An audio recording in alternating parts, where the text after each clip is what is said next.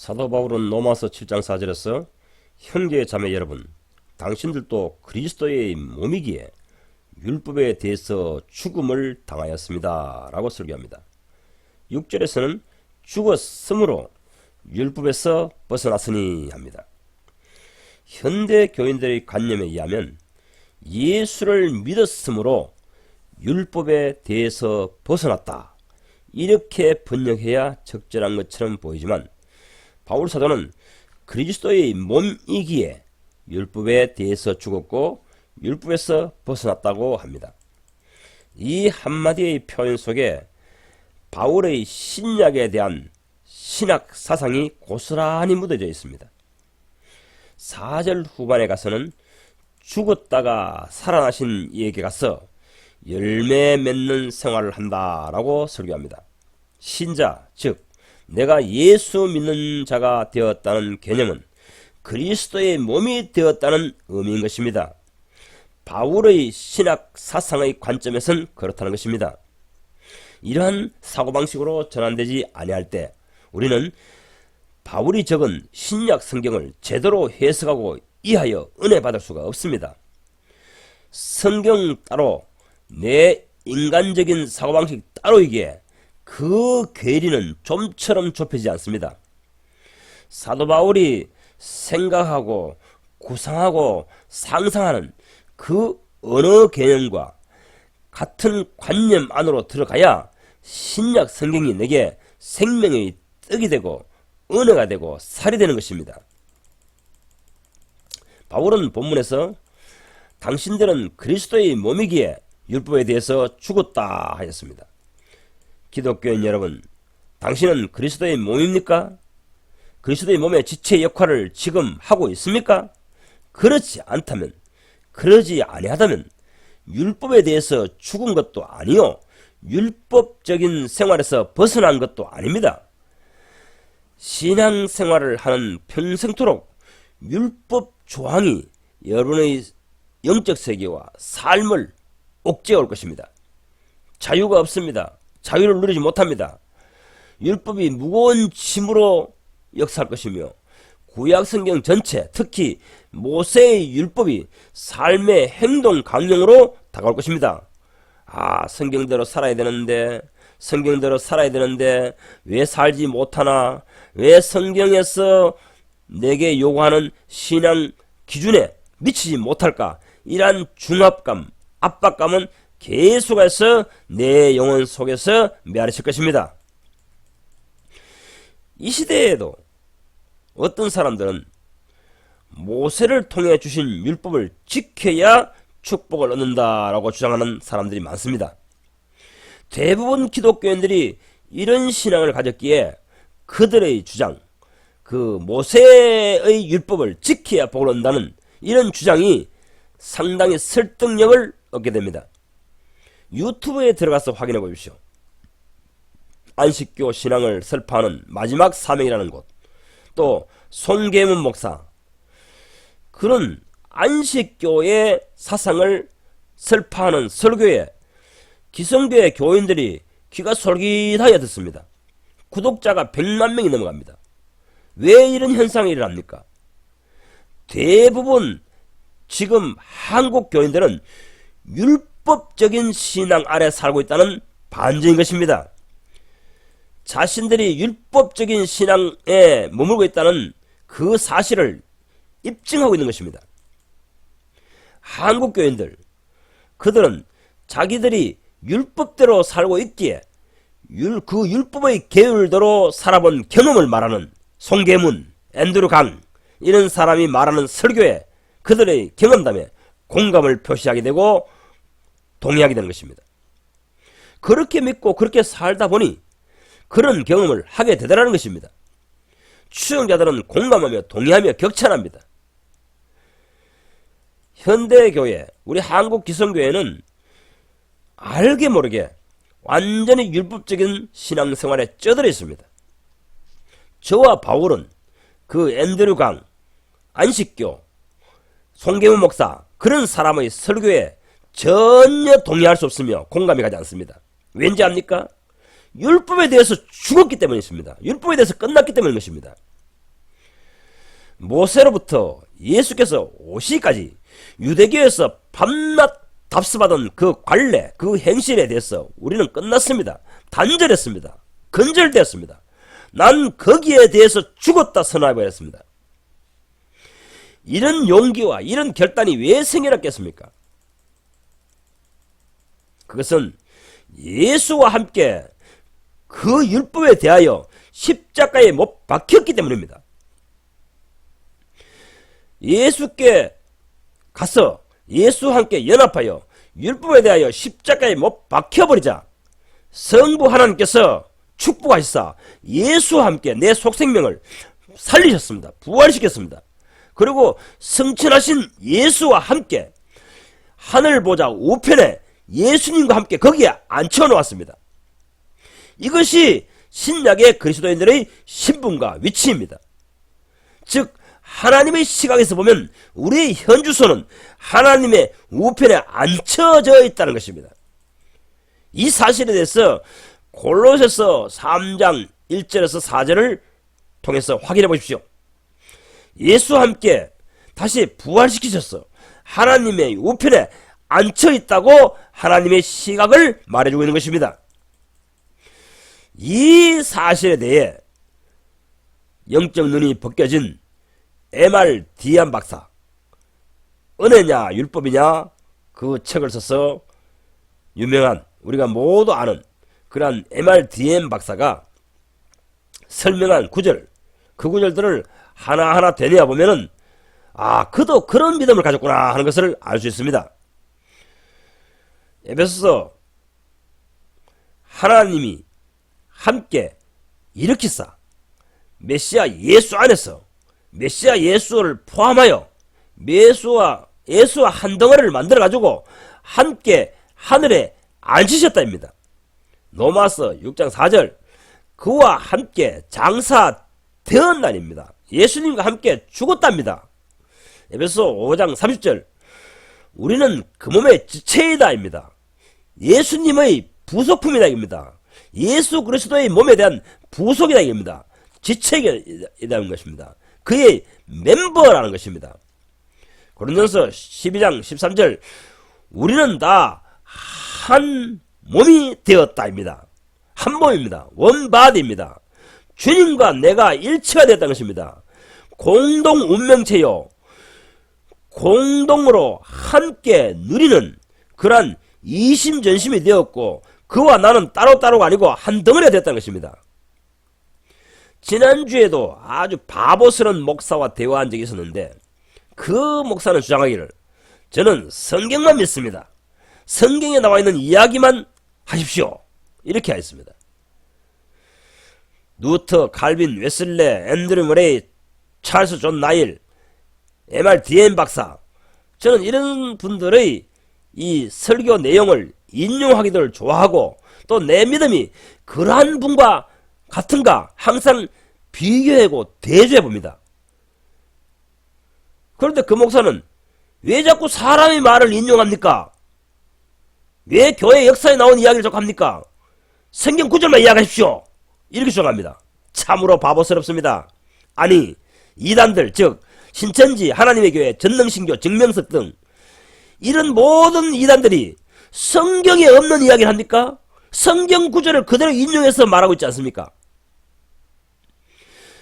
단지 그들과 차이가 나는 것은 똑같은 성경을 읽지만은 그 성경을 어떻게 해석하여 이해하고 믿고 있느냐의 차이인 것입니다. 저는 내가 읽는 성경은 앤드류 머레이, 루터, 웨슬레 이러한 분과 성경 해석에 있어서 같이 이해하고 같은 개념을 이해하고 같은 신앙고백을 하고 같이 믿는다는 것입니다. 이단과 정통신앙의 차이점은 무엇입니까? 같은 성경을 읽으나 해석을 다르게 한다는 것입니다.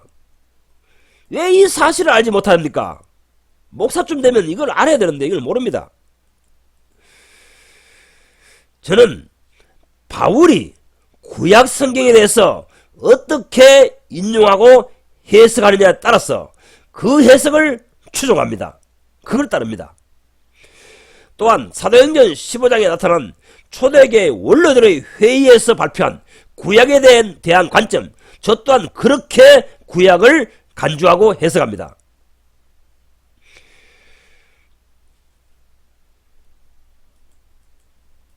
우리가 루터처럼 성경을 이해하고 그런 신앙을 가지면 루터가 가 있는 천국에 가게 될 것입니다. 우리가 웨슬레처럼 성경을 이해하고 그렇게 믿고 그렇게 신앙을 하면은 웨슬레가 간 그 천국에 가게 될 것입니다.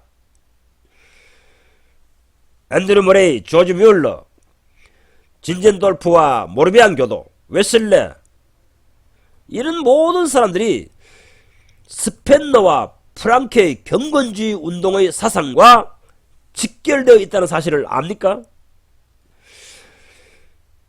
루터 이후에 100년 만에 일어난 영적 부흥운동, 신앙 부흥운동이 경건주의 운동인데, 그 경건주의 운동에서 성경을 해석하고 믿었던 그 신앙 방식을 앤드류 머레이, 조지 뮬러, 진젠돌프, 모르비안 교도, 웨슬레는 추종하였다는 것입니다. 답습하였다는 것입니다. 경건주의 운동에서 성경을 이해하고 해석하여 믿었던 신앙이 꽃피운 것이, 그것이 바로 모르비안 운동이었으며 웨슬레 운동이었으며 조지 뮬러의 신앙 방식이었으며 캐직 운동에서 그 정신이 부활한 것입니다. 이 캐직 성령 운동의 중심에 설교자가 앤드류 머레이와 제시펜 루이스가 있는 것입니다. 발단은 경건주의 운동입니다. 그 기반은 스펜너와 프랑케 사상입니다. 스펜너와 프랑케는 늘 말하기를 퇴락한 루터주의를 다시 복원시켜야 한다라고 강조했습니다. 그러면 그렇게 흠모하고 따라잡기를 했던 이 경건주의 운동의 스펜너와 프랑케가 따라잡기를 했던 루터는 무엇을 위하여, 무엇 때문에 종교개혁을 하였습니까? 바로 신약 성경에 기록된 바울 신학, 바울 사상, 사도들의 신앙으로 복귀하자는 개혁운동이었던 것입니다. 거기로 회복하자는 운동이었던 것입니다. 그런 방식으로 성경을 읽고, 그런 방식으로 성경을 이해하고, 그런 방식으로 성경을 깨닫고, 그런 방식으로 신앙하자는 것입니다. 우리는 이렇게 대다수의 신약 성경을 기록한 바울의 관념, 바울의 관점, 바울의 신학 사상에 들어가야 됩니다. 바울의 관점으로 성경을 이해하고 믿어야 합니다. 그래야 바울이 간 곳에 갑니다. 바울이 천국 간 곳에 거기 갑니다. 바울처럼 믿지 않으면서, 바울처럼 성경을 이해하고 믿지 않으면서 바울이 간 천국 그곳에 가지 못합니다. 앤드류 머레이 박사처럼 성경을 이해하고 믿으면 앤드류 머레이가 간 곳에 갑니다. 디한 박사가 이해한 방식으로 성경을 해독하고 믿으면 디한 박사가 간 곳에 갑니다. 제 나름대로 똑똑하다고 하나 제가 바보 목사이라고 하는 것은 이 때문입니다. 자기가 성경을 해석하고 믿는 그 성경 해석이 이단적 해석인지 바울 신학에 반하는 해석인지도 모르는 바보라는 것입니다. 내가 성경을 해석하는 방식이 과거에 이단들이 성경을 해석했던 것인지, 해석한 그런 방법인지, 그런 방식인지, 그런 결론인지, 조지 뮬러, 앤드류 머레이, 웨슬레, 루터가 해석하고 믿었던 그런 성경 해석인지 본인이 알지도 못하면서 성경대로 믿읍시다, 성경대로 나는 믿습니다, 이렇게 우매한 행동을 하고 있는 것입니다. 앤드류 머레이의 영성에 대해 근세기의 가장 탁월한 성자라고 사람들이 평가합니다만, 그가 왜, 무엇 때문에, 어떤 요인으로 그런 신앙인이 되었습니까? 그가 성경을 이해하고 해석하고 그렇게 믿었기 때문인 것입니다. 똑같은 성경을 들고 있지만은 어떻게 해석하고 어떻게 이해하고 어떻게 믿느냐에 따라 신앙의 양상이 달라지는 것입니다. 신앙의 양태가 달라지는 것입니다. 신앙의 방식이 달라지는 것입니다. 오늘날 기독교에는 예수 믿는 종류가 1000가지 만가지 있다 합니다. 전부 자기 나름대로 자기 생각대로 성경을 이해하고 믿는 신앙인 것입니다. 성경을 바로 해석하여 이해하고 믿을 때에 성경시대의 신앙으로 내 신앙이 회복됩니다. 복원됩니다. 이렇게 성경을 해석하고 이해하는데 누가 도와줘야 됩니까? 바로 예수께서 보내신 보혜사 성령입니다. 요한복음 14장 26절에서 예수께서 확언하십니다. 보혜사 곧 아버지께서 내 이름으로 보내실 성령, 그가 너희에게 모든 것을 가르치시고입니다. 아버지께서 예수라는 분이 이제 육체를 입지 아니하고 성령으로 오셨는데, 그분이 성령이 오셔서 무엇을 가르치냐? 예수님께서 가르치는 것과 똑같은 것을 가르친다는 것입니다. 내가 보혜사 성령을 스승으로 모시고 있을 때에, 그때에 내가 하나님께 가르침을 받을 수 있습니다. 하나님의 뜻을 알 수 있습니다. 하나님의 기뻐하시는 길을 갈 수 있습니다. 또 내가 너에게 말한 모든 것을 재해석해 주시리라 합니다. 개역 성경에는 알려주시리라 이렇게 되어 있는데, 이것을 재해석해 주시리라 이런 뜻입니다. 예수님께서 초림하실 때, 육체를 입고 계실 때 말씀하시는 그 모든 말의 본뜻을 재생시켜주고 부활시켜가지고 자기를 모시고 있는 사람에게 가르쳐 주신다는 것입니다. 해석해 주신다는 것입니다.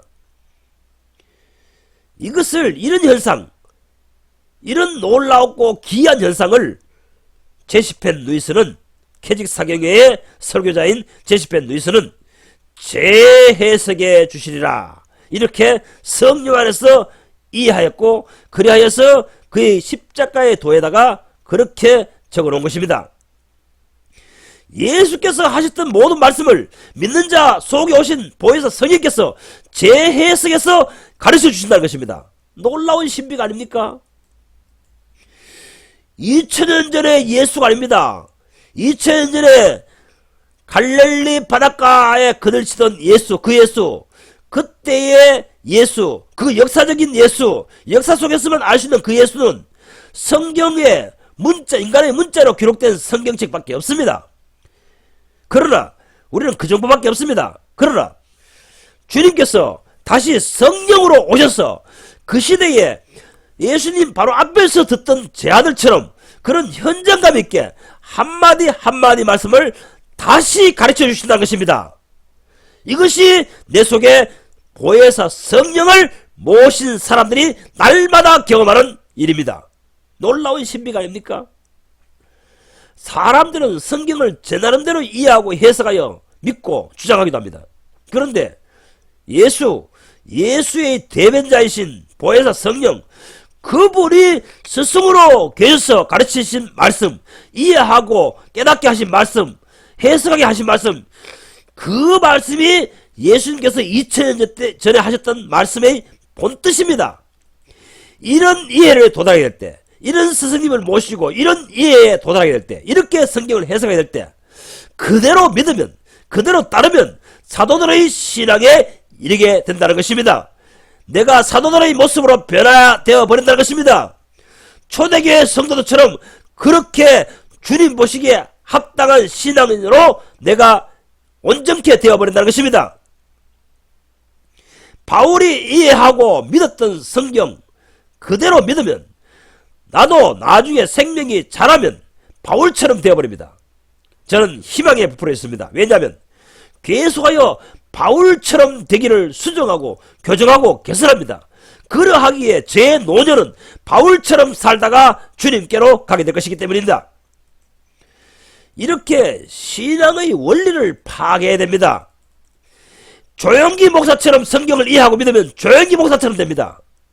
김기동 목사처럼 성경을 이해하고 믿으면 김기동 목사처럼 됩니다. 김사만, 윤석전, 요즘 유명한 설교자들, 그런 목사들처럼 성경을 이해하고 그 설교를 추종하면 당신도 그런 사람이 됩니다. 그런 사람이 지옥 떨어지면 당신도 지옥 떨어지고, 그런 사람과 함께 하시는 주님, 그런 주님을, 당신도 그런 주님을 경험하며 살게 됩니다. 그러하기에 누굴 신앙의 모델로 삼을 것이냐가 이처럼 중요합니다. 바울의 양심 선언을 들어보십시오. 내가 그리스도를 본받은 것처럼 너희는 나를 본받으라 입니다. 그리스도와 같은 모습으로 살고 그리스도처럼 생활한 바울입니다. 그리스도처럼 설교한 바울입니다. 그리스도처럼 성경을 이해하고 그런 관점으로 설파한 사람이 바울입니다. 바울 시대에 예수처럼 사는 인간은 누구입니까? 바울입니다. 그 시대에 가장 예수님의 모습과 닮은 사람, 근접한 사람은 바울입니다. 베드로 사도까지도 노년에 평하기를 우리 형제 바울에게 주님께서 가르치신 계시는 우리가 다 이해하기도 어려우니 자의적 해석, 자기 생각대로 해석하지 않도록 조심하라. 이렇게 베드로후서 3장 15절 이하에 말하고 있는 것입니다. 제가 오늘 이 주제를 다루는 이유가 무엇입니까? 그것은 바울의 이해입니다. 바울의 지성에 이르지도 못하였으면서 자기 나름대로 성경을 해석하여 주장하지 말라는 것입니다. 자기 지금 신앙하는 것이 옳다고 주장하지 말라는 것입니다. 빗나갔을 수 있다는 것입니다. 오늘 본문에서 바울은 그리스도의 몸에 들어간 자는 그리스도의 몸이 된 사람은 율법 생활에서 벗어났다. 율법에서 벗어났다 합니다. 당신은 이 설교를 듣는 당신은 지금 그리스도의 몸을 압니까? 당신은 지금 그리스도의 몸의 지체입니까?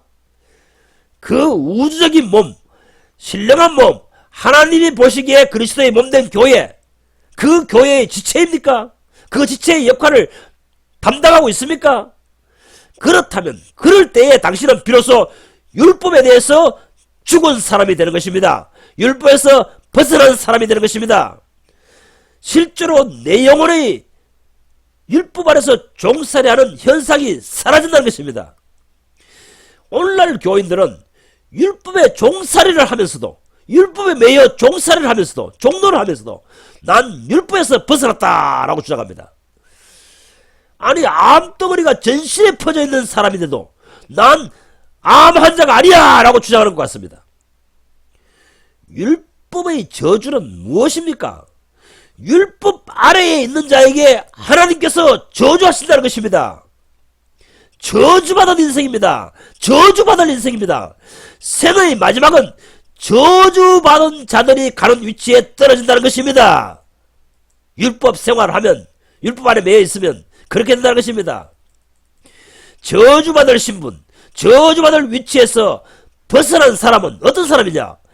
그리스도의 몸의 지체로 지금 있는 사람입니다. 나의 실존이 그리스도의 몸입니다. 그리스도의 몸의 지체입니다. 그래서 바울은 그리스도의 몸의 지체로 있는 사람이 율법에서 벗어났다, 해방되었다 말하는 것입니다. 그리스도의 몸에 있는 사람, 그리스도의 몸에 붙어있는 사람, 그리스도의 몸에 지체된 사람, 그 사람이 하나님께 축복받은 인생입니다. 성부 하나님께서는 예수 그리스도에게 축복하시기로 창세전부터 예정하셨습니다. 예수가 아버지 하나님께 축복을 받습니다. 그러하기에 예수와 연합된 사람은 자동적으로 예수가 받은 축복의 수혜자가 됩니다. 생각해 보십시오. 우리 집에, 우리 가정에 갑자기 복권이 당첨되어서 돈이 10억이 떨어졌다 합시다. 그 수혜자는 누구에게 있습니까? 우리 아버지가 10억의 복권 당첨돼서 받았습니다. 그럼 그 수혜에 있는 사람이 누굽니까? 우리 모든 가족들입니다. 아버지 아들들이기 때문에. 그게 가족들이기 그게 권속이기 때문에. 마찬가지로 아버지 하나님께서 예수에게 모든 축복을 수여하시기로 창세전에 예정하셨습니다. 그러기에 예수님 안에 들어가서 예수님의 권속이 된 사람, 예수 그리스도 안에 있는 사람, 예수 그리스도의 품 안에 있는 사람, 예수 그리스도의 몸이 된 사람, 예수 그리스도의 몸의 지체가 된 사람, 그 사람이 예수님을 축복하시기로 했던 그 축복의 수혜자가 되는 것입니다. 그러니 예수님과 연합하십시오. 예수님과 함께 죽으십시오. 예수님과 함께 죽으면 아버지께서 예수님을 부활시키셨듯이 나도 부활시키십니다. 이 사실을 믿으십시오. 예수 함께 죽은 자를 성부 하나님께서 살려주십니다. 살리셔서 하나님 우편에 앉히십니다. 세상과 상관없는 자리로 옮겨 놓으십니다. 영적 상태, 영적 세계가 그렇다는 것입니다. 바울은 이러한 개념으로, 이러한 관념으로 성경을 이해하고 믿었습니다. 이러한 바울의 관념에 들어가시기 바랍니다. 오늘날 교인들은 이러한 관념, 이러한 개념에 들어가 있는 사람들이 정말 찾아보기 힘듭니다. 고린도전서 11장 17절에서 34절은 성만찬의 규범에 대해서 바울이 설명하고 있습니다. 그런데 오늘날 기독교인들이 성만찬이 무엇인가를 이해하는 수준은 상당히 그릇되었습니다. 빗나가 있습니다. 오늘날 목사들은 성찬에 참여하려면 어떻게 하라고 주지식입니까? 기독교는 어떻게 가르치고 있습니까? 세례 받아야 된다. 그리고 성찬에 참여하려면 한 주간 동안 자기가 죄가 있는가 살펴보고 참여하고 회개하며 살아라고 요청합니다. 그런데 바울은 그런 요청을 하지 않았습니다. 핵심은 그것이 아닙니다. 성찬에 누가 참여할 수 있느냐? 고린도전서 11장 29절을 보십시오. 주의 몸을 분변치 못하는 자는 참여할 수 없다. 그러면 죄를 마시는 것이다. 이렇게 바울은 선언하고 있는 것입니다. 그리스도의 몸을 이해한 사람, 내가 그리스도의 몸이 된 사람, 내가 그리스도 안에 있는 사람은 그리스도의 몸을 압니다.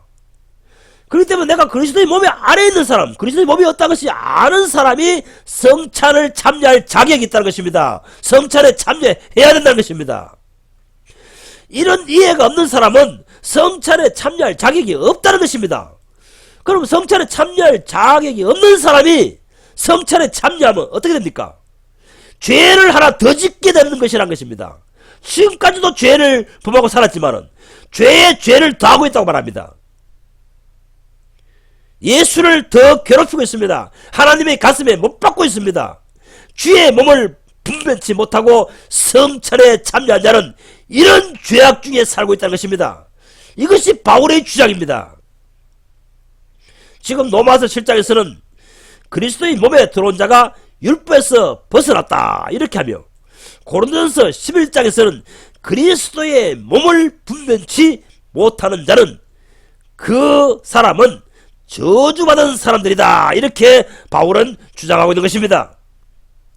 여러분, 신약의 성도들, 새 언약 안에 들어온 그리스도인들은 왜 안식일을 지키지 않고 주일날에 예배를 드립니까? 예수 그리스도의 몸이기 때문입니다. 주의 몸의 지체이기에, 주님의 나라의 백성이기에, 예수의 나라 안에 있는 사람이기에 우리는 주일날 예배를 드립니다. 예수 그리스도의 몸 안에 있지 않는 사람, 예수 그리스도의 왕국 안에 있지 않는 사람은 구약시대 사람들인데 그 사람들은 땅의 종교입니다. 유대교는 안식일을 지킵니다. 신약 성도는 안식일을 지키지 않습니다. 주일날 예배를 드립니다. 내가 예수 그리스도의 몸 안에 있는 지체입니다. 이것을 간증하기 위하여, 이것을 내가 신앙 고백을 위하여 주일날 모여서 성만찬을 떼며 하나님께 예배를 드립니다. 이 사실을 압니까? 유대인들은 땅에 속한 종교이기에, 땅에 속한 민족이기에, 땅의 사람 가운데서 축복받은 사람들이기에 안식일을 지킵니다. 유대인은 땅에서 세계 만민 가운데서 선택받은 민족입니다. 그렇지만 그리스도인은, 예수 그리스도의 사람들은 하늘에 속한 민족입니다. 하늘에 속한 권속입니다. 우리의 시민권은 하늘에 있습니다. 그러하기에 우리 주님이 함께 죽으시고 부활하신 날을 기념하며 주일날에 찬양과 감사를 하나님께 드리고 있는 것입니다. 이 뜻을 모르는 자는 아직 율법 아래 있는 사람들입니다. 율법과 분리되지 않았습니다. 율법적인 신앙인들인 것입니다. 하나님이 그 사람을 그렇게 취급하십니다. 하나님이 너는 율법 아래 있는 사람이구나, 구약시대의 유대인들과 같은 사람이구나, 하나님께서 그렇게 취급하고 계신다는 것입니다. 그리스도의 몸을 모르고 생활하는 사람은 그렇게 취급하신다는 것입니다.